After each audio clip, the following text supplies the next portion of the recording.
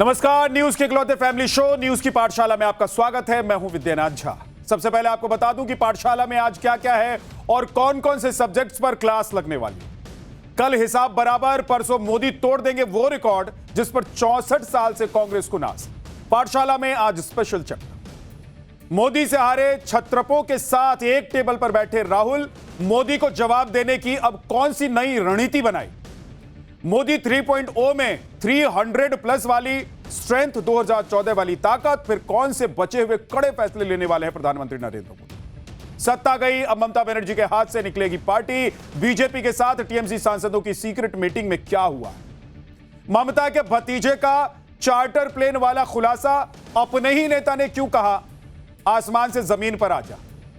PoK में reverse counting क्यों शुरू हुई, कल ऐसा क्या होने वाला है, पूरी दुनिया में चर्चा। एडवाइजरी पर एडवाइजरी जारी हो गई। ट्रंप नेतन्याहू के बीच तीखी बहस का नतीजा, ईरान पर ताबड़तोड़ हमला। क्या इजराइल नहीं मानेगा, मिडिल ईस्ट में ऑल आउट वॉर होने जा रहा है। और अंत में हमारा स्पेशल सेगमेंट, वो सवाल जो आपके दिमाग की बत्ती जलाते हैं। आपने कई बार ट्रेन में सफर किया होगा, ट्रेन की पटरियों के पास से होकर गुजरे होंगे। आपने देखा होगा कि ट्रेन की पटरी के बीच और दोनों तरफ नुकीले पत्थर पड़े होते हैं। लेकिन ऐसा क्यों होता है, सोचा है। लेकिन सबसे पहले दिन भर का रिवीजन।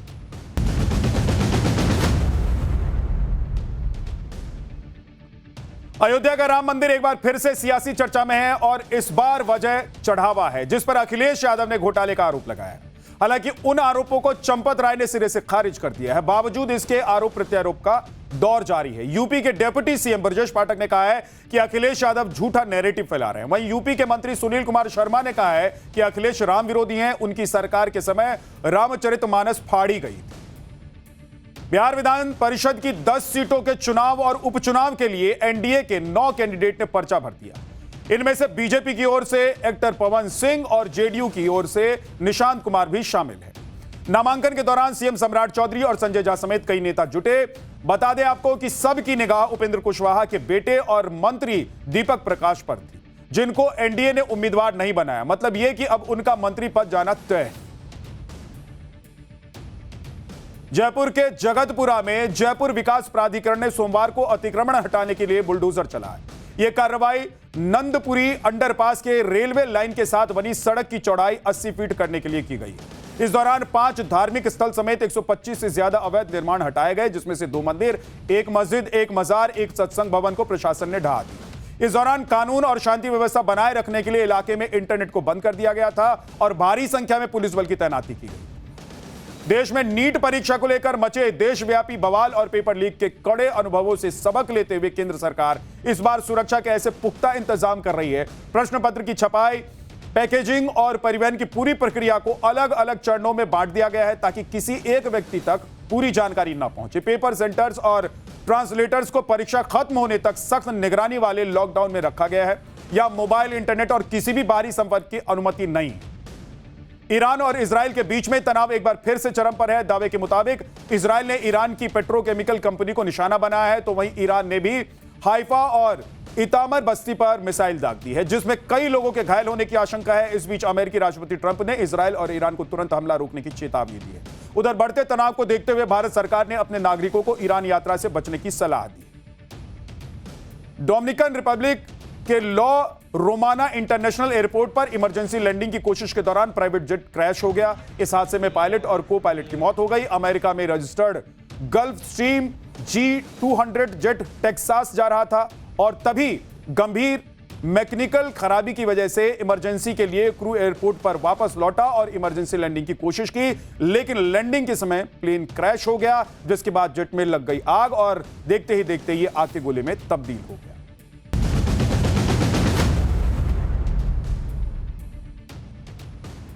दिन भर के रिवीजन के बाद पाठशाला में पहली क्लास, जिसमें आपको बताऊंगा कि कल हिसाब बराबर, परसों मोदी तोड़ देंगे वो रिकॉर्ड जिस पर 64 साल से कांग्रेस को नाज है।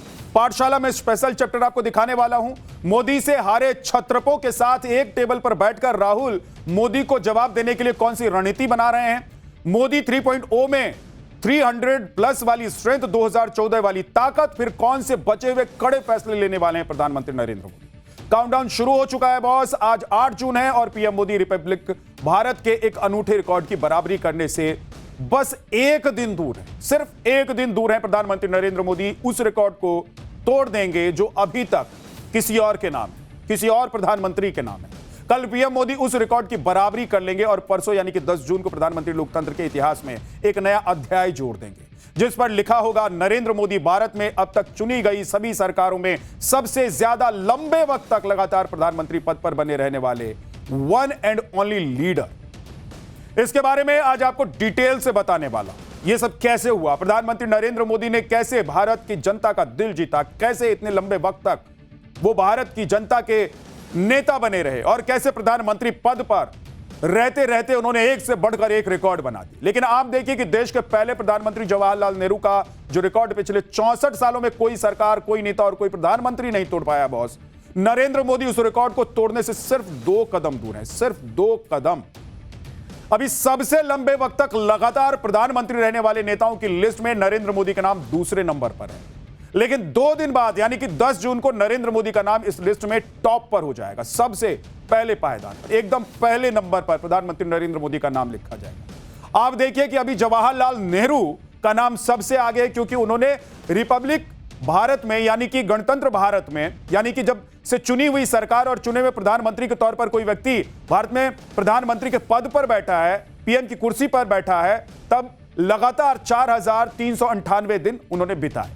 दूसरे नंबर पर नरेंद्र मोदी का नाम आता है, जिन्होंने आज की तारीख यानी कि 8 जून तक पीएम की कुर्सी पर कुल 4397 दिन बिताए। तीसरा नंबर मनमोहन सिंह का है, जो लगातार 3656 दिनों तक प्रधानमंत्री के पद पर बैठे। इंदिरा गांधी चौथे नंबर पर हैं, जो 4077 दिनों तक लगातार प्रधानमंत्री के पद पर बैठी। और पांचवा नंबर अटल बिहारी वाजपेयी का आता है, जो 2256 दिनों तक प्रधानमंत्री की कुर्सी पर रहे। और यानी कि लगातार देखिए कि सबसे ज्यादा दिनों तक प्रधानमंत्री बने रहने वाले नेताओं में 3 नेता कांग्रेस के हैं और 2 नेता बीजेपी से आते हैं। अब 10 जून को इस लिस्ट में 64 साल बाद बहुत बड़ा बदलाव होने जा रहा है बॉस, और ऐसा बदलाव होने जा रहा है कि इतिहास अपने आप को बदल देगा। एक नया इतिहास, एक नया चैप्टर, एक नया अध्याय इतिहास के किताब में जुड़ जाएगा। इसके लिए बीजेपी ने क्या क्या तैयारियां की हैं और अगले 11 जून से अगले 10 दिनों तक कौन कौन से प्रोग्राम फिक्स कर लिए गए हैं, इसके बारे में आज आपको डिटेल में बताने वाला हूं। पिछले 12 साल में मोदी ने ऐसे बहुत से फैसले लिए हैं जो ना तो पिछली सरकारों के एजेंडे में था, ना विजन में, लेकिन 12 सालों तक लगातार देश की सेवा करते करते देश के इस प्रधान सेवक ने 4 कौन कौन से अलबेले रिकॉर्ड बना दिए, उसके बारे में भी आज आपको बताने वाला हूं। लेकिन कांग्रेस के अभी भी 2 ऐसे रिकॉर्ड हैं बॉस, जिसे पीएम मोदी इस मौजूदा कार्यकाल में नहीं तोड़ पाएंगे। उन दोनों रिकॉर्ड को तोड़ने के लिए बीजेपी को 2029 का चुनाव जीतना होगा और नरेंद्र मोदी को चौथी बार प्रधानमंत्री पद की कुर्सी संभालनी होगी। और उसके बाद भी कांग्रेस के दोनों रिकॉर्ड को तोड़ना आसान नहीं होगा बॉस।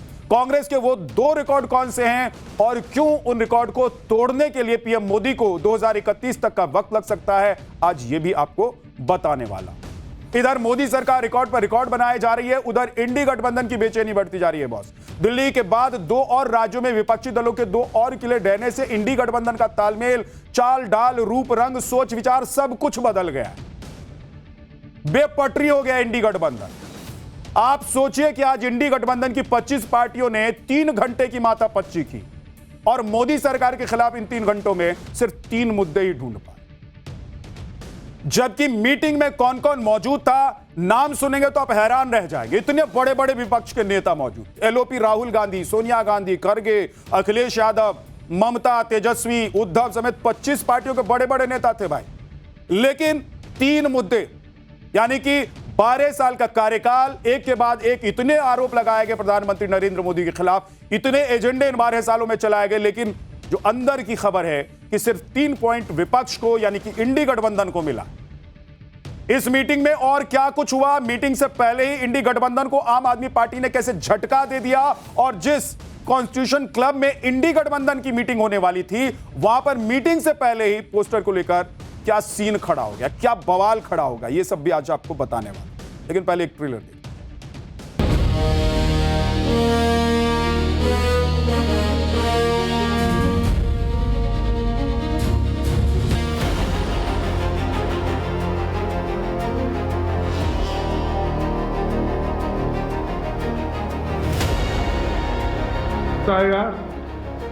मतदाता सूची में हेरफेर तथा चुनाव की निष्पक्षता पर उठे गंभीर प्रश्नों के संबंध में भारत के माननीय मुख्य न्यायाधीश को एक पत्र भेजा जाएगा। शिक्षा मंत्री को तत्काल इस्तीफे की हम मांग कर रहे हैं और इस्तीफा देना चाहिए।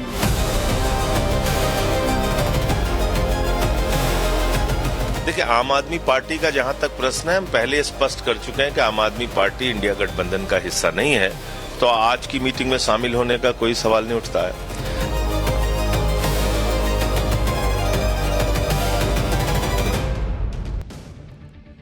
आज मोदी सरकार के 12 साल 13 दिन पूरे हो चुके हैं और 2 दिन बाद जब प्रधानमंत्री नरेंद्र मोदी जवाहरलाल नेहरू का 64 साल पुराना रिकॉर्ड तोड़ेंगे, तब बीजेपी ने पूरे देश में जोरदार अभियान चलाने का प्रोग्राम फिक्स कर दिया है। बॉस, मोदी कैसे नेहरू का रिकॉर्ड तोड़ेंगे ये आपको बताने वाला हूं आपको, लेकिन उससे पहले यह दिखा देता हूं कि बीजेपी इस मौके को कैसे मोदी सरकार के प्रचार प्रसार के लिए इस्तेमाल करने का प्लान बना चुकी है। नरेंद्र मोदी सरकार 10 जून को 12 साल पूरा करने जा रही है और इस मौके को खास बनाने के लिए बीजेपी ने देश भर में जनसंपर्क अभियान चलाने की तैयारी कर ली। बीजेपी देश के 140 करोड़ लोगों के बीच जाकर पिछले 12 साल की उपलब्धियों का लेखा जोखा 5 बुलेटिन के जरिए पेश करेगी।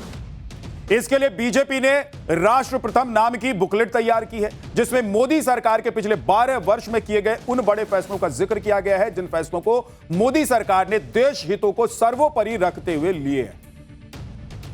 थोड़ी देर पहले मैंने आपको बताया कि पीएम मोदी कैसे उन 5 प्रधानमंत्रियों की लिस्ट में दूसरे नंबर पर हैं जिन्होंने लंबे वक्त तक लगातार पीएम पद पर बने रहने का रिकॉर्ड बनाया। 10 जून को पीएम मोदी इस लिस्ट में पहले नंबर पर आ जाएंगे, यानी कि इस मामले में पीएम मोदी देश के पहले प्रधानमंत्री जवाहरलाल नेहरू को भी पीछे छोड़ देंगे। जम्मू कश्मीर में आर्टिकल 370 खत्म करने और 3 तलाक कानून बनाने के बाद पीएम मोदी ने कहा था कि जो काम कोई नहीं कर सकता था वो उनके हिस्से में आया है और वो उन चुनौतियों को पूरा करते जा रहे हैं। शायद नेहरू का यह रिकॉर्ड तोड़ने का मौका भी मोदी के ही हिस्से में आया है, क्योंकि पिछले 64 साल में कोई भी नेता, कोई भी प्रधानमंत्री नेहरू के इस रिकॉर्ड के आसपास भी नहीं पहुंचा है। लेकिन अब मोदी इस रिकॉर्ड को तोड़ने से सिर्फ 2 कदम दूर है। आप देखिए कि पीएम मोदी आज यानी कि 8 जून को बतौर पीएम 4397 दिन पूरे कर चुके हैं, यानी कि 9 जून को पीएम मोदी की कुर्सी पर 4398 दिन पूरे हो जाए और इसी के साथ वो जवाहरलाल नेहरू के रिकॉर्ड की बराबरी कर लेंगे, क्योंकि नेहरू ने भी गणतंत्र भारत में पीएम की कुर्सी पर लगातार 4398 दिन तक ही वो बैठे रहे। लेकिन बॉस, 9 जून की रात को 12 बजे, यानी कि जैसे ही 12 बजे की घंटी बजेगी, तुरंत कैलेंडर की तारीख बदल जाएगी और इसी के साथ भारत का राजनीतिक इतिहास भी बदल जाएगा। परसों यानी कि 10 जून को पीएम मोदी की कुर्सी पर लगातार 4399 दिन बिताने वाले देश के वो पहले राजनेता बन जाएंगे और इसी के साथ रिपब्लिक भारत में सबसे ज्यादा दिनों तक प्रधानमंत्री का कामकाज संभालने का रिकॉर्ड नरेंद्र मोदी के नाम दर्ज हो जाएगा। अब सोचिए कि यह कितनी बड़ी बात है।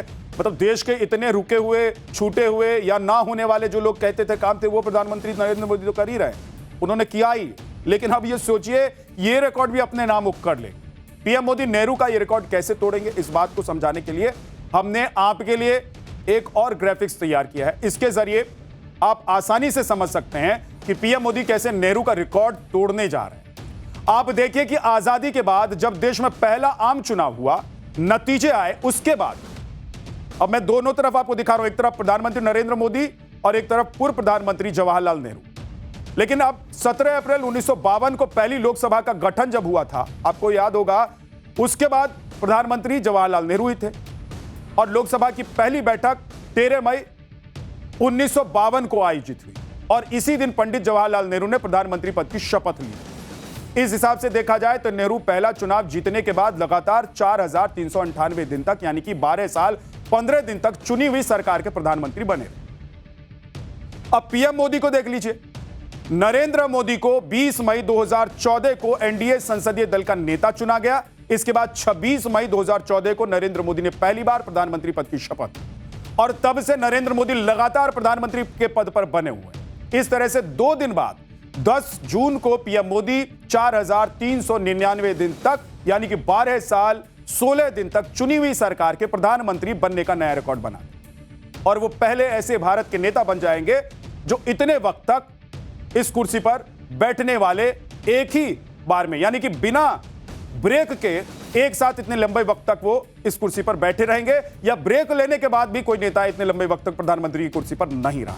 तो दोनों रिकॉर्ड 10 जून को बनने वाले नए रिकॉर्ड की चर्चा सबसे ज्यादा इसलिए है क्योंकि इस रिकॉर्ड को पिछले 64 साल से कोई भी तोड़ नहीं पाया था। लेकिन पीएम मोदी ने पिछले 12 साल में 4 ऐसे रिकॉर्ड तोड़ दिए बॉस, जो कभी कांग्रेसी नेताओं के नाम पर हुआ करते। इसमें पहला रिकॉर्ड, भारत में सरकार के प्रमुख के रूप में सबसे लंबा कार्यकाल, यानी कि राज्य और केंद्र दोनों को मिलाकर किसी नेता ने कितने दिनों तक हेड ऑफ गवर्नमेंट का रोल निभाया है। नरेंद्र मोदी पहली बार 7 अक्टूबर 2001 को गुजरात के मुख्यमंत्री बने थे और 26 मई 2014 को देश के प्रधानमंत्री बने। यानी कि 7 अक्टूबर 2001 से आज यानी कि 8 जून 2026 तक पीएम मोदी कुल 9011 दिनों तक यानी कि 24 साल 8 महीने 2 दिन तक राज्य और केंद्र सरकार के हेड के तौर पर बने हुए। अब पीएम मोदी का दूसरा रिकॉर्ड देखिए। पीएम मोदी सबसे लंबे समय तक शासन करने वाले गैर कांग्रेसी प्रधानमंत्री भी बन गए। आज 8 जून तक उन्होंने पीएम की कुर्सी पर 4397 दिन पूरे कर दिए। ऐसा करने वाले वो इकलौते गैर कांग्रेसी प्रधानमंत्री भी बने। पीएम मोदी का तीसरा रिकॉर्ड, 2014 से पीएम मोदी ने अपनी अगुवाई में लगातार 3 आम चुनावों में जबरदस्त जीत हासिल की है और केंद्र में लगातार 3 बार उन्होंने सरकार बनाई है। इस तरह से पीएम मोदी और बीजेपी ने कांग्रेस और नेहरू के रिकॉर्ड की बराबरी कर लिया। आप देखिए कि जवाहरलाल नेहरू के नेतृत्व में कांग्रेस ने 1952, 1957 और 1962 के चुनाव में लगातार भारी बहुमत से जीत हासिल की और अब नरेंद्र मोदी की अगुवाई में बीजेपी ने 2014, 19 और 24 में लगातार 3 आम चुनाव में लगातार तीसरी बार जीत हासिल कर सरकार बनी। और अब नरेंद्र मोदी का चौथा रिकॉर्ड भी आपको बता दें, सत्ता में अजय यात्रा का रिकॉर्ड। यह रिकॉर्ड है कि 7 अक्टूबर 2001 को पहली बार गुजरात का सीएम बनने के बाद से नरेंद्र मोदी आज यानी कि 8 जून 2026 तक सत्ता में रहते हुए कोई चुनाव हारे ही नहीं, कोई चुनाव नहीं हारे। यह भी कमाल का रिकॉर्ड है अपने आप। मतलब पीएम मोदी 12 साल में 4 रिकॉर्ड पहले ही बना चुके हैं, एक नया रिकॉर्ड अगले 2 दिन में बना देंगे वो, यानी कि 10 जून के बाद उनके नाम 5वां रिकॉर्ड हो जाए। अब सोचिए कि विपक्ष को कितनी आग लगी होगी। विपक्ष इसीलिए बौखलाया रहता है वो कि वो व्यक्ति जिसको चाय वाला कहते थे, वो आम आदमी जो कभी सोच ही नहीं सकता था कि वो मुख्यमंत्री और प्रधानमंत्री की कुर्सी पर बैठ सकता है, वो देश का सबसे लंबे वक्त तक प्रधानमंत्री की कुर्सी पर बैठने वाला व्यक्ति बन जाए। जब से वो हेड ऑफ द स्टेट चुना गया, हेड ऑफ द कंट्री चुना गया, तब से वो लगातार अपनी कुर्सी पर बना हुआ, एक भी चुनाव नहीं आ रहा। आप सोचिए ये सब कितनी पीड़ादायी है कांग्रेस के लिए खासतौर से और विपक्षी पार्टियों के लिए जो इंतजार कर रहे हैं कि कब मोदी जाएंगे, कब मोदी जाएंगे। लेकिन यही नहीं बॉस, मोदी की नजर अभी 2 ऐसे रिकॉर्ड पर भी है जिसे वो जरूर तोड़ना चाहेंगे, लेकिन इस रिकॉर्ड को तोड़ने का मौका उन्हें उनके इस मौजूदा कार्यकाल में नहीं मिला। इसके लिए बीजेपी को 2029 का चुनाव भी जीतना होगा और पीएम मोदी को चौथी बार पीएम बनना भी होगा। अगर ऐसा हो जाता है तो बीजेपी और पीएम मोदी दोनों के नाम एक-एक रिकॉर्ड और दर्ज हो जाएगा। आप देखिए कि अगर बीजेपी 2029 में जीते और नरेंद्र मोदी चौथी बार पीएम बने, तब वो चौथी बार पीएम बनने वाले देश के पहले नेता बन जाएंगे। अभी तक नेहरू और इंदिरा को भी 3-3 बार पीएम बनने का मौका मिला था। वहीं अगर 2029 में बीजेपी फिर से चुनाव जीती तो बीजेपी लोकसभा चुनाव में लगातार 4 बार जीत दर्ज करने वाली देश की पहली पार्टी बन जाएगी। तब कांग्रेस का भी रिकॉर्ड टूट जाए। 10 जून को पीएम मोदी नेहरू का जो रिकॉर्ड तोड़ने जा रहे हैं वो रिपब्लिक भारत का रिकॉर्ड है, यानी कि जिनसे 1952 में जिस दिन से हमारा संविधान लागू, उस दिन से 10 जून 2026 तक का टाइम पीरियड है। लेकिन अगर मोदी ने यह रिकॉर्ड तोड़ दिया तो भी नेहरू के नाम एक और रिकॉर्ड है जिसे तोड़ना बहुत मुश्किल है और इस रिकॉर्ड को तोड़ने के लिए पीएम मोदी को अभी भी 5 से 6 साल का वक्त लग सकता है। आप देखिए कि 15 अगस्त 1947 से 27 मई 1964 तक जवाहरलाल नेहरू का प्रधानमंत्री के तौर पर कार्यकाल हुआ। कुल 6131 दिन का यह कार्यकाल, 4398 दिनों का नहीं। इसकी वजह यह है कि नेहरू ने भारत की कमान 1947 में ब्रिटिश शासन से आजादी के बाद ही संभाली। तब पीएम पद के लिए कोई चुनाव नहीं हुआ था, यानी कि जनता ने नहीं चुना, आम चुनाव में चुनकर नहीं आए थे। देश में पहली बार आम चुनाव 1952 में हुआ, यानी कि 1947 से 1952 तक नेहरू पीएम तो रहे, लेकिन उनकी सरकार चुनाव के जरिए नहीं चुनी गई, और वो प्रधानमंत्री चुनाव के जरिए नहीं बने। इस लिहाज से अगर प्रधानमंत्री नेहरू का कुल कार्यकाल गिना जाए तो कुल 6131 दिन होते हैं, लेकिन चुनी हुई सरकार के तौर पर, चुने हुए प्रधानमंत्री के तौर पर उनका यह कार्यकाल जो है वो आपको, जैसे मैं लगातार बता रहा हूं कि पीएम मोदी तोड़ने वाले हैं, तो उनका कार्यकाल का जो कुल मिलाकर दिन होगा वो आप देखिए कि प्रधानमंत्री नरेंद्र मोदी से कम हो जाएगा। लेकिन अगर आप ये देखें कि 1947 के बाद से प्रधानमंत्री के पद पर नेहरू जब तक बैठे, उस हिसाब से अगर देखें तो 6131 दिन होते हैं, यानी कि 16 वर्ष और 286 दिन। अगर पीएम मोदी को नेहरू का यह रिकॉर्ड भी तोड़ना है तो उन्हें 2032 तक पीएम की कुर्सी पर बने रहना होगा। आप देखिए कि 26 मई 2014 से 8 जून 2026 तक पीएम मोदी का कुल कार्यकाल 4397 दिन। नेहरू का रिकॉर्ड तोड़ने के लिए पीएम मोदी को कुल 6131 दिन तक पीएम बने रहना होगा। अगर पीएम मोदी ऐसा कर पाते हैं तो नेहरू का रिकॉर्ड टूटने की तारीख होगी 9 मार्च 2031, क्योंकि यही वो तारीख होगी जब इस दिन बतौर पीएम मोदी 6132 दिन पूरे कर लेंगे और नेहरू का सबसे ज्यादा दिनों तक पीएम रहने का रिकॉर्ड भी वो तोड़ देंगे। लेकिन नेहरू के इस रिकॉर्ड को तोड़ना आसान नहीं है, क्योंकि आप देखिए कि अभी पीएम मोदी 75 साल के हो गए हैं, 2032 तक वो 82 साल के हो जाएंगे। ऐसे में अगर बीजेपी 2029 का चुनाव जीतती भी है तो भी क्या तब तक पीएम मोदी इस पद पर बने रहेंगे? ये बड़ा सवाल। बॉस, कांग्रेस के नाम एक से एक रिकॉर्ड है जिसे तोड़ने में बीजेपी या किसी भी पार्टी को एड़ी चोटी का जोर लगाना पड़ जाए। आप देखिए कि कांग्रेस ने 1984 के लोकसभा चुनाव में 414 सीटें जीती थी और कांग्रेस की ऐसी प्रचंड जीत के आसपास भी आज तक कोई पार्टी नहीं पहुंच पाई। और कांग्रेस का दूसरा रिकॉर्ड है नेहरू का 6131 दिनों तक प्रधानमंत्री बने रहने का। यह रिकॉर्ड भी तोड़ना बहुत मुश्किल लगता है। इधर मोदी रिकॉर्ड पर रिकॉर्ड बनाए जा रहे हैं, उधर इंडी गठबंधन हार पर हार का रिकॉर्ड बनाया जा रहा है। दिल्ली के बाद बंगाल और तमिलनाडु के किले भी ढह गए और इसी के साथ इंडी गठबंधन का हौसला भी पस्त होता हुआ दिखाई दे रहा है। आज राहुल, सोनिया, खड़गे, ममता, अखिलेश, तेजस्वी समेत 25 दलों के नेता दिल्ली में जुटे और इंडी गठबंधन की उन्होंने बैठक के दौरान चर्चा की। वो ममता बनर्जी भी इस बैठक में शामिल हुई, जिन्होंने बंगाल चुनाव में इंडी गठबंधन को घास तक नहीं डाला था। इस मौके पर 3 घंटे तक बैठक चली और 3 फैसले लिए। पहला फैसला, एसआईआर, चीफ जस्टिस को साझा पत्र भेजा जाएगा, इसको लेकर। दूसरा फैसला, नीट पेपर लीक, शिक्षा मंत्री धर्मेंद्र प्रधान का इस्तीफा मांगा जाएगा। तीसरा फैसला, ऑल पार्टी मीटिंग की मांग, महंगाई, बेरोजगारी, किसानों के मुद्दे को लेकर। हमारे इंडिया गठबंधन की मीटिंग हो गई, जिसमें 25 पार्टियां शामिल हुए थे। सभी ने अपनी अपनी राय दी और उसके बाद ये हम 5 पॉइंट पे आज सहमति जताई है और इनके लिए, इन मुद्दों पर हम डट के काम करेंगे, लड़ेंगे और आगे बढ़ेंगे।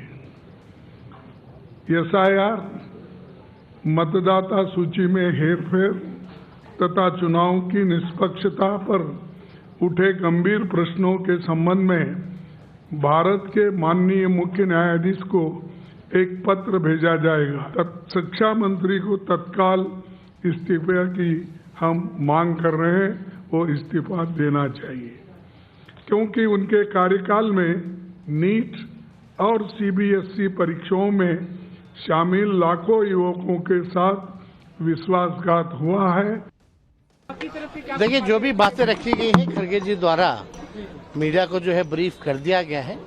5 मुद्दों पर जो है सहमति जो जताई गई है और हम लोग सब लोग साथ हैं। बिहार को लेकर क्या कुछ आपने बातें रखी, क्योंकि मल्लिकार्जुन खड़गे जी ने जो बोला, उन्होंने कहा कि चुनाव आयोग की निष्पक्षता पे थोड़ा जाए। हम तो पहले से कह रहे हैं बैलेट पे चुनाव होगा तो बीजेपी कहीं टिकने वाली नहीं है। तमिलनाडु में आप झटपट से वहां आप चले गए, जाके दूसरे पार्टी के साथ आपने गठबंधन कर ली और सरकार बना लिया। और डीएमके वहां बोल रही है यहां तो वोट चोरी नहीं, यहां तो एलआई ही चोरी हो गई, वहां तो एलआई चोरी हो गई। केरल में आपने सरकार बना लिया तो एसआईआर को कोस नहीं रहे, बंगाल में हार गए तो एसआईआर का रोना रो रहे। तो ये जो हाइट ऑफ हिपोक्रेसी है, ये सब हम और हिंदुस्तान देख रहा है। अगर सही मायने में कुछ चोरी हुआ है तो जो इंडी गठबंधन, मुझे तो पता नहीं आज इंडी गठबंधन में कितने कंपोनेंट्स हैं, इनके कंपोनेंट्स वेरी होते रहते हैं, सही मायने में इंडी गठबंधन वालों का वजूद चोरी हुआ है। अब बैठक से पहले दिल्ली में राहुल विरोधी बयानों के पोस्टर भी लगा दिए गए थे। इसमें इंडी गठबंधन के नेता राहुल के खिलाफ बयान देते दिखाई दिए। कांग्रेस ने इन पोस्टर्स को फाड़कर फेंक दिया। सुनिए बयानबाजियां कैसी। बीजेपी के पोस्टर हैं भाई, किसको अब सवाल किसके ऊपर होंगे मीटिंग में? बीजेपी के ऊपर, प्रधानमंत्री के ऊपर। तो पोस्टर तो वही लगवाएंगे ना, कौन लगवाएगा? दूसरा तो कोई नहीं लगवा सकता। तो ये एक बैक डोर से, ये तो पर्दे के पीछे से सब कुछ कर रहे हैं। हम तो सीधा बात कर रहे हैं कि ये इनके बीजेपी और बीजेपी की जो बी टीम है, ये सब उन्होंने लगाए हैं। अब इंडी गठबंधन के जो दल हैं वो कह रहे हैं कि ये सब बीजेपी का काम है, लेकिन ये पोस्टर जो लगा उस पर क्या क्या लिखा हुआ था ये देख लीजिए। लोग कहते हैं कि हम कांग्रेस को कमजोर कर रहे हैं। भला मैं कांग्रेस को क्या कमजोर करूंगा? राहुल गांधी खुद ही अकेले इस काम को बहुत अच्छे से कर रहे हैं। ये अरविंद केजरीवाल आम आदमी पार्टी की तरफ से पोस्टर लगाया गया है, ऐसा दावा किया गया। इस तरह के पोस्टर देखे गए। इसके बाद अब अगला पोस्टर देखिए। राहुल गांधी में कॉन्फिडेंस की कमी है।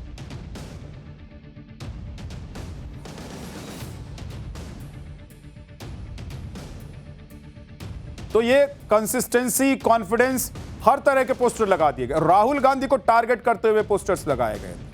यानी कि एक बार फिर से यह दिखाने की कोशिश थी कि राहुल गांधी का नेतृत्व स्वीकार नहीं। और आप सोचिए कि इंडी गठबंधन के जो तमाम दल हैं और उनके नेता हैं, सब एक साथ एक मंच पर कब बैठते हैं और क्यों बैठते हैं? यही ममता बनर्जी जो आज दिल्ली पहुंच गई थी, 3 घंटे तक शामिल हुई बैठक में, घास डाल रही थी, किसी को पूछ रही थी क्यों? क्योंकि बंगाल में उनका झंडा एकदम लहरा रहा था। जैसी बंगाल से उनका झंडा उतरा, जैसी वहां पर वो मैदान में हारी, भागकर दिल्ली आ गए और इंडी गठबंधन की बैठक में 3 घंटे तक बैठी रही। आप इसी तरीके से देखिए कि आरजेडी जब बिहार में चुनाव चल रहा था तो वहां पर किसी को वो घास डालने को तैयार थी।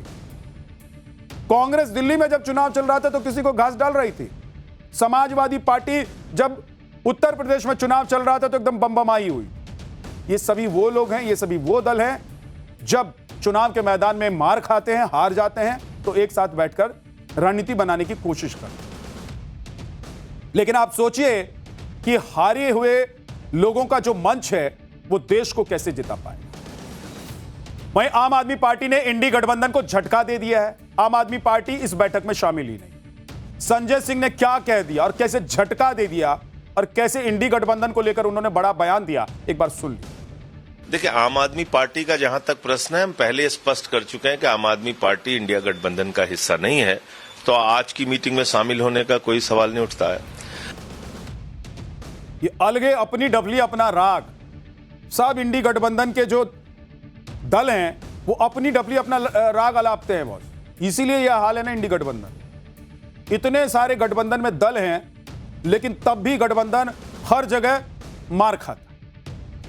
पाठशाला में अगला चैप्टर जिसमें आपको बताऊंगा सत्ता गई, अब ममता बनर्जी के हाथ से निकलेगी पार्टी क्या? बीजेपी के साथ टीएमसी सांसदों की सीक्रेट मीटिंग में क्या हुआ है?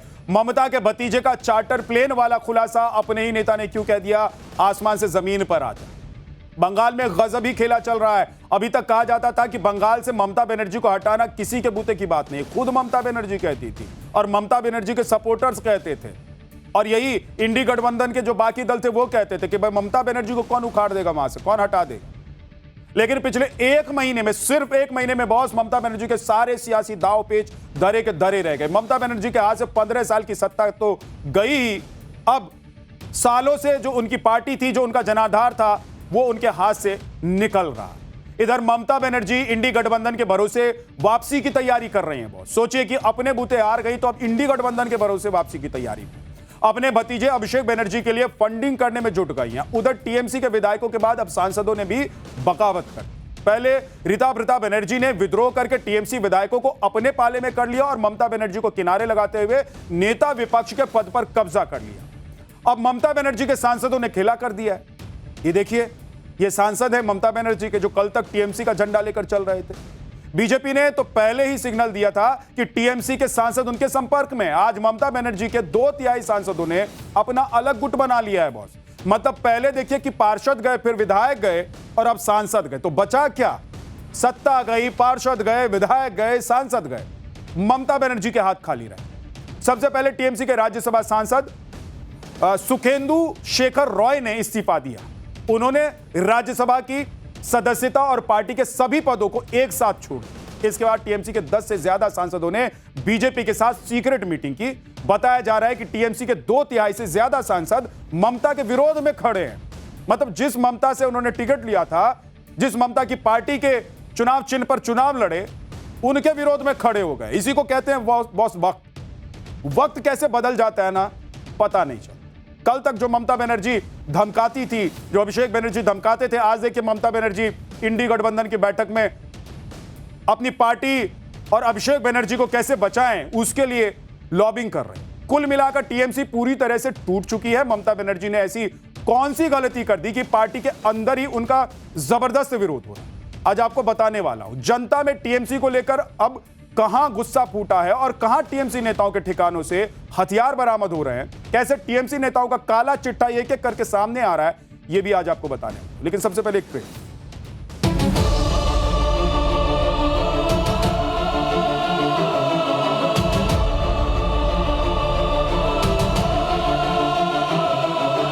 We are 20 MPs who have requested Honorable Speaker for separate seating.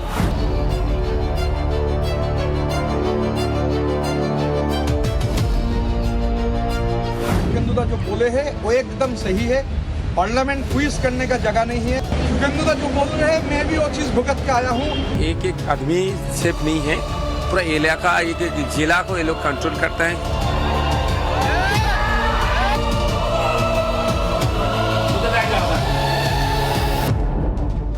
तो बॉस, जो आप ये ट्रेलर देख रहे थे, इसकी पूरी कहानी स्टोरी आपको बताने वाला हूं, इनसाइड स्टोरी आपको बताने वाला हूं। लेकिन ममता बनर्जी बंगाल में चुनाव हारने के बाद आज पहली बार दिल्ली पहुंची।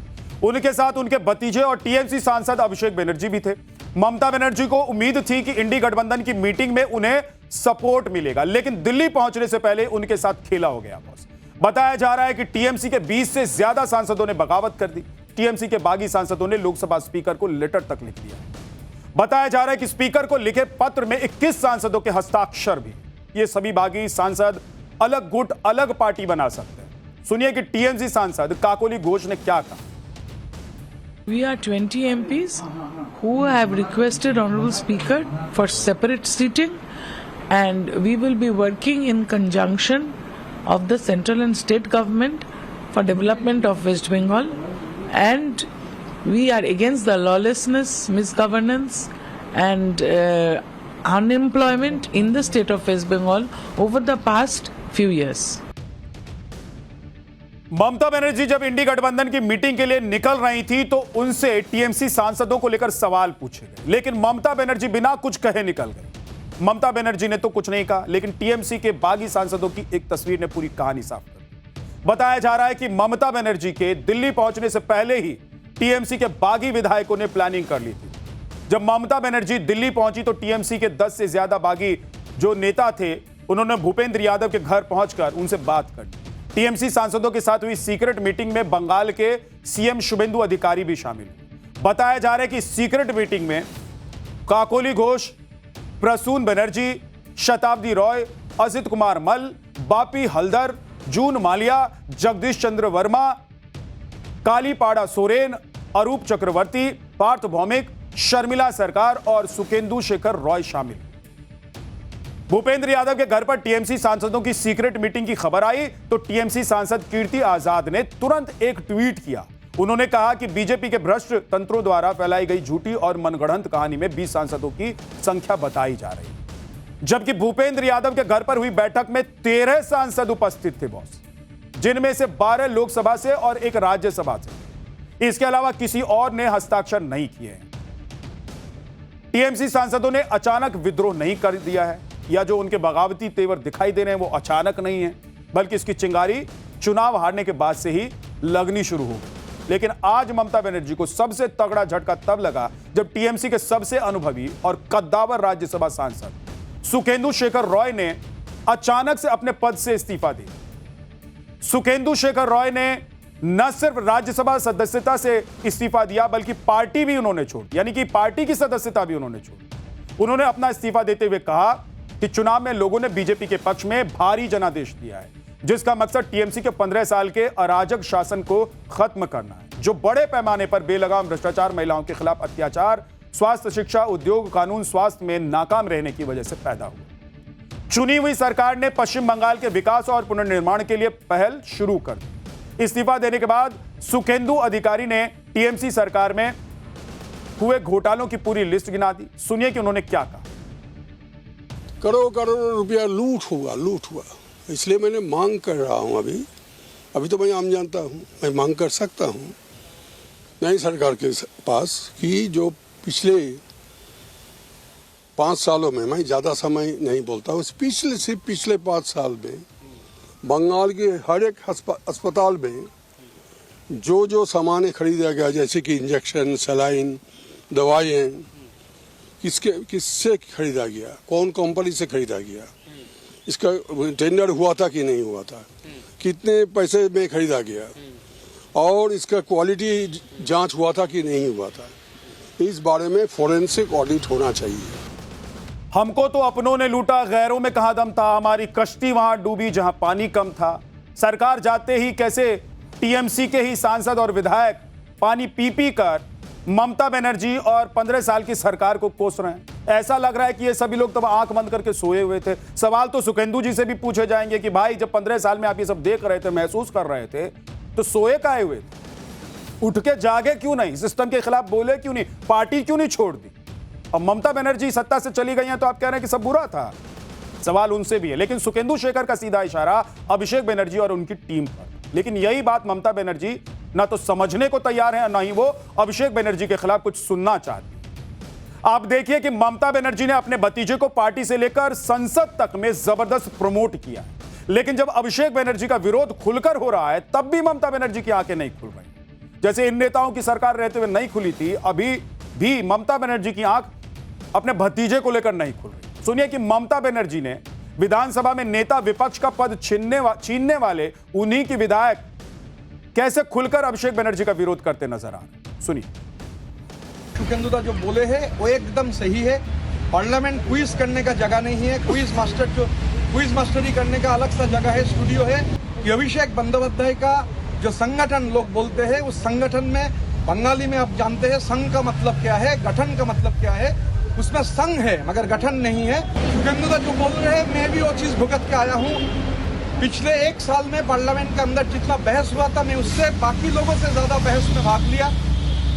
क्या परफॉर्मेंस है ये तो पब्लिक है, मगर फिर भी मैं भी लास्ट रो में बैठता था। मगर हालात ऐसा चल रहा है कि क्विज मास्टर को शायद 2029 में मौका ही नहीं मिलेगा पार्लियामेंट में जाकर ये क्लाउनगिरी करने का।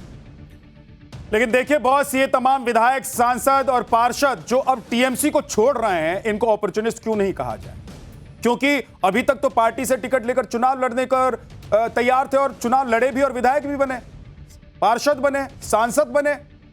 अब जब सत्ता चली गई है तो इन लोगों को लग रहा है कि 15 साल में कुछ हुआ ही नहीं। अगर नहीं हुआ तो उस वक्त आप लोग क्यों शांत थे? लोग पूछेंगे, इनसे भी पूछेंगे कि भाई बताइए क्यों शांत थे, क्यों कुछ नहीं बोल रहे, ममता दीदी को क्यों नहीं ललकार रहे? भाई ममता दीदी आप ही लोगों के दम पर तो एकदम आसमान में थी ना, 7वें आसमान पर बात कर रही थी ना खड़ी होकर, तब क्यों नहीं बोल रहे? टीएमसी में विरोध करने वाला हर शख्स यही कह रहा है कि ममता बनर्जी तो मंजूर हैं, लेकिन अभिषेक बनर्जी को कोई देखना नहीं चाहता। अब तो हालत यह हो गई है बॉस कि टीएमसी की कमान भी ममता बनर्जी के हाथ से जा सकती है। अब आप जरा टीएमसी में बगावत की गणित जो है उसको भी समझ लीजिए, समझाता हूं आपको। अगर टीएमसी में टूट होती है तो कितने सांसदों की जरूरत पड़े? लोकसभा में टीएमसी के 28 सांसद हैं, जबकि अलग गुट के लिए 2/3 सांसदों का समर्थन चाहिए।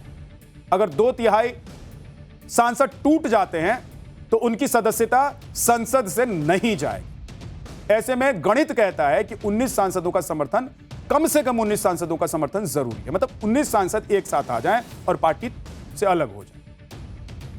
जबकि जो आंकड़े सामने आ रहे हैं उसके मुताबिक 20 सांसदों ने स्पीकर को पत्र लिखा है और हस्ताक्षर किए हैं उस पर, यानी कि जरूरी समर्थन से एक संख्या ज्यादा है। जो नेता अभी भी ममता बनर्जी के साथ हैं वो भी जानते हैं कि विरोध की असली वजह अभिषेक बनर्जी हैं, लेकिन उन्हें भी पता है कि ममता बनर्जी अपने भतीजे के खिलाफ एक शब्द नहीं सुनना चाहती। देखिए बॉस, एक चीज समझिए कि जो भी नेता होता है वो चाहता है कि हर वक्त वो सत्ता में रहे। इसीलिए आज जो नेता टीएमसी को ममता बनर्जी को छोड़कर जा रहे हैं वो जब तक सत्ता थी तब तक सत्ता से जुड़े रहे, और यह भी संभव है कि उस वक्त जब वो कुछ बोलना चाह रहे होंगे, पार्टी के भीतर आवाज उठाना चाह रहे होंगे, तो ममता बनर्जी अभिषेक बनर्जी के बारे में कुछ सुनना ही नहीं चाह रहे थे, तो वो लोग बोलते भी होंगे तो कोई फर्क नहीं पड़ रहा था। लेकिन आज इन नेताओं को लग रहा है कि यही मौका है, इस मौके पर चोट नहीं करेंगे तो आगे कभी भी आप आगे नहीं निकल पाएंगे, आगे नहीं बढ़ पाएंगे, और बंगाल को भी टीएमसी और अभिषेक बनर्जी से नहीं निकाल पाएंगे। इसीलिए ये नेता अब टीएमसी के खिलाफ बगावत कर रहे हैं। अभिषेक बनर्जी को लेकर टीएमसी में इतना गुस्सा है कि पूरी पार्टी तहस नहस हो गई। लेकिन आप देखिए कि ममता बनर्जी अभी भी अपने भतीजे के लिए फील्डिंग करने में जुटी हुई है। वहीं ममता बनर्जी नई टीम पर भरोसा ही नहीं कर पा रही हैं, इसीलिए भी टीएमसी में विरोध की आग सुलग रही है। उनकी पार्टी के अंदर ही अभिषेक बनर्जी को महत्व देने और परिवारवाद को बढ़ावा देने के आरोप लगते रहे हैं। ममता बनर्जी ने हाल ही में नई संगठनात्मक कमेटी की घोषणा की है, लेकिन विरोध के बाद भी अभिषेक बनर्जी को राष्ट्रीय महासचिव बना दिया। उनकी सहायता के लिए राज्यसभा सदस्यों डेरेक ओब्रायन और डोला सेन को राष्ट्रीय संयुक्त सचिव नियुक्त कर दिया गया, जबकि सुब्रत बख्शी को उपाध्यक्ष और चंद्रमा भट्टाचार्य को बंगाल का अध्यक्ष नियुक्त कर दिया।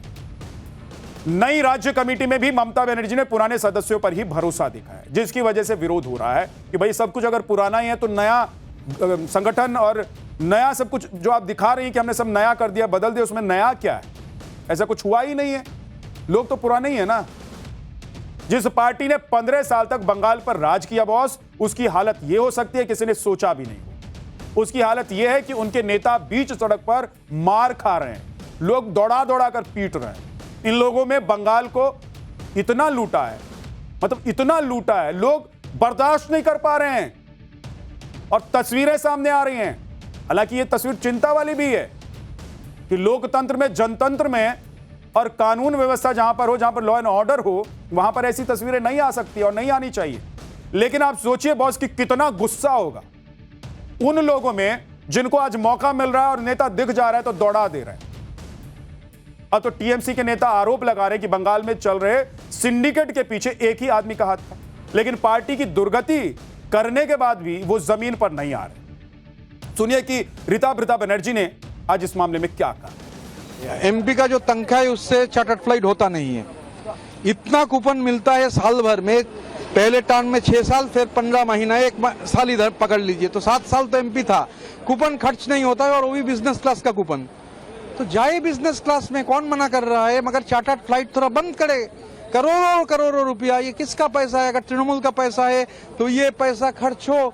आवाम तृणमूल का ग्रास रूट में जो लोग है वो लोगों के खिलाफ मुकदमे हो रहे, अटैक्स हो रहे, तो ये पैसा हम लोग गुजारिश करेंगे कि ये पैसा का इस्तेमाल हो। अभिषेक बनर्जी को अभी तक ममता बनर्जी ढाल की तरह बचाती रही हैं, लेकिन अब उनकी ताकत सिर्फ पार्टी तक सीमित है। आप देखिए कि सीआईडी ने अभिषेक बनर्जी पर शिकंजा कसना शुरू कर दिया है। आज सीआईडी की एक बार फिर से अभिषेक बनर्जी के घर पर टीम पहुंची और फर्जी हस्ताक्षर मामले में तीसरा नोटिस जारी किया गया। अभिषेक बनर्जी को 9 जून को शाम 5 बजे कोलकाता में सीआईडी अधिकारियों के सामने पेश होने के लिए कहा गया है।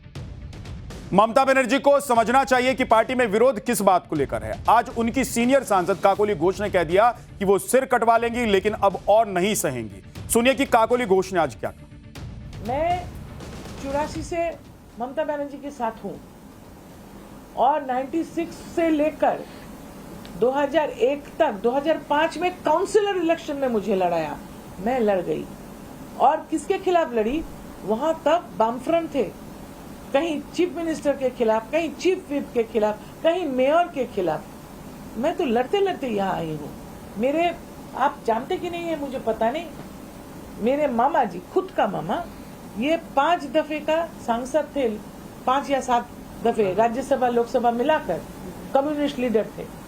और मेरे जेठ जी पश्चिम बंगाल में मंत्री रह चुके। मेरा दादाजी फ्रीडम फाइटर थे, स्वतंत्रता सेनानी। मेरा पिताजी भी लड़ते लड़ते मरे। मैं उस फैमिली से हूँ मेरा सर कटेगा लेकिन झुकेगा नहीं, मैं बहुत सह लिया। ऐसा जो विश्वासघात बोलता है उनको ये याद रखना चाहिए कि मैं 2011 में ममता बनर्जी मुख्यमंत्री बनने का बाद यहां नहीं आई। मैं आप सोचिए कि लोग कितना उबल रहे होंगे, अंदर से कितने जले हुए लोग। अब मौका मिला है तो तुरंत इन्होंने बगावत कर दी। पाठशाला में अब आक्रोश और धधकते पीओके का चैप्टर।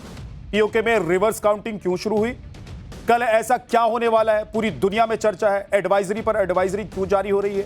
एक पुरानी कहावत है कि आग और आवाज को जितना दबाओगे वो उतनी ही तेजी से भड़कती है। आजकल यही हाल है पीओके में, जहां पर लोगों में विरोध की आग फिर से भड़क गई है और इसकी तपिश से शहबाज और मुनीर के पसीने छूट रहे हैं। पूरे पाकिस्तान ऑक्यूपाइड कश्मीर में ऐसा आक्रोश फैल गया है कि इस्लामाबाद में बैठी शहबाज सरकार हिल गई है। आप तस्वीर देखिए और समझिए कि पीओके के लोग शहबाज और मुनीर से कितने नाराज हैं, कितने गुस्से में हैं। ये लोग सिर्फ अपने बुनियादी हक की मांग नहीं कर रहे, लेकिन पाकिस्तान की सत्ता और फौज इनकी जो आवाज दबाती रहती है उसके खिलाफ भी खड़े हुए। परिणाम यह हुआ है कि पीओके में विरोध की आग फैल रही है और यह आग अब रुकने का नाम नहीं है। लोग सड़कों पर मरने मारने को उतारू हो गए। कई इलाकों में पुलिस और सेना के जवानों को दौड़ा दौड़ा कर पीटा। बदले में पुलिस की फायरिंग में कई लोगों की मौत की भी खबर है, लेकिन पीओके की आवाम पीछे हटने के लिए इस बार तैयार नहीं। ऐसा पहली बार नहीं है जब पीओके के लोग इतने आक्रोश में। इससे पहले भी कई बार यहां के लोग अपने हक के लिए सड़कों पर उतरे। पिछले साल सितंबर अक्टूबर में भी जन सैलाब ने सड़क पर उतरकर शहबाज सरकार को हिला दिया था। इस बार एक बार फिर वही स्थिति पैदा हो गई है। अक्टूबर 2025 में पीओके के संगठन ज्वाइंट आवामी एक्शन कमेटी यानी कि JAAC के साथ समझौता हुआ। इसे 38 पॉइंट चार्टर मुजफ्फराबाद एग्रीमेंट कहा गया। शहबाज सरकार का दावा है कि ज्यादातर पॉइंट्स लागू हो गए, लेकिन JAAC का कहना है कि सरकार झूठ बोल रही है। अपनी 38 अधूरी मांगों को लेकर JAAC ने 9 जून को महाआंदोलन का आह्वान किया है। इसमें बड़े पैमाने पर लॉकडाउन और विरोध प्रदर्शन किया जाएगा, लेकिन 9 जून के बंद से पहले पीओके के अलग अलग हिस्सों में विरोध प्रदर्शन शुरू हो गए। इसे रोकने के लिए पुलिस वालों ने लोगों पर फायरिंग कर दी, जिसमें 3 लोगों की मौत हुई। इसके बाद गुस्साई भीड़ ने पुलिस पर हमला कर दिया, जिसमें 4 पुलिस वाले मारे। इस टकराव में करीब 40 आम नागरिक और 30 पुलिस वाले बुरी तरीके से जख्मी हो गए। इस आंदोलन को रोकने के लिए पुलिस के साथ पाकिस्तानी सेना और अर्धसैनिक बलों को पीओके में तैनात किया गया है। इसके अलावा पाकिस्तान ने इंटरनेट को बंद कर दिया है ताकि आंदोलनकारियों की आवाज को वायरल होने से रोका जा सके, लेकिन पीओके के लोग पीछे हटने को तैयार नहीं। पीओके में 9 जून को लेकर शहबाज और मुनीर की नींद उड़ी हुई है। आगे बढ़ने से पहले आपको पीओके से आए कुछ वीडियोस दिखाता हूं। रूप से आर्थिक सहायता, आर्थिक राहत, प्रशासन सुधार, स्वास्थ्य, शिक्षा, इंफ्रास्ट्रक्चर, जवाबदेही पर आधारित। इसमें पीओके में महंगाई पर कंट्रोल करने के लिए गेहूं और आटे जैसी चीजों को कम कीमत में दिया जाए। इसके अलावा बिजली बिलों पर सब्सिडी दी जाए। पीओके में बने हाइड्रोइलेक्ट्रिक प्रोजेक्ट से होने वाली जो आय है या रॉयल्टी का एक हिस्सा स्थानीय लोगों के विकास में खर्च किया। सबसे बड़ी मांग जिसमें सरकारी अधिकारियों, राजनेताओं और नौकरशाहों को मिलने वाली लग्जरी सुविधाएं जैसी फ्री बिजली, महंगी गाड़ियां और भत्ते खत्म किए जाए। 2025 के विरोध प्रदर्शन के दौरान मारे गए लोगों के परिवार वालों को सुरक्षा बलों के बराबर मुआवजा दिया जाए। इसके अलावा पीओके में मुफ्त शिक्षा। हमारे विपक्ष के कुछ मित्र यह भी कह रहे हैं कि ऑपरेशन सिंदूर के दौरान हमें पाक ऑक्युपाइड कश्मीर यानी पीओके पर कब्जा कर लेना चाहिए था, पहले क्यों नहीं किया? जब मैं विपक्ष के अपने साथियों से यह बातें सुनता हूं तो सभापति महोदय मुझे आश्चर्य होता है कि ये लोग मन से यह बातें कर रहे हैं या केवल सिर्फ दिखावा मात्र है। खैर जो भी हो, खैर सभापति महोदय जो भी हो, हमेशा से ही भारतीय जनता पार्टी का और खुद मेरा भी ये स्टैंड रहा है कि वह दिन जरूर आएगा जब पाक ऑक्युपाइड कश्मीर के लोग, जब पाक ऑक्युपाइड कश्मीर के लोगों को भारत की शासन व्यवस्था का अंग बनने का सौभाग्य प्राप्त होगा। जिस पर पाकिस्तान ने जबरदस्ती कब्जा किया हुआ है, वहां पर लोग परेशान हैं, दबाए जा रहे हैं, हक छिन रहा है उनका, उनके हक का भी उनको नहीं दिया जा रहा है, ऊपर से उनको और दबाया जाता है।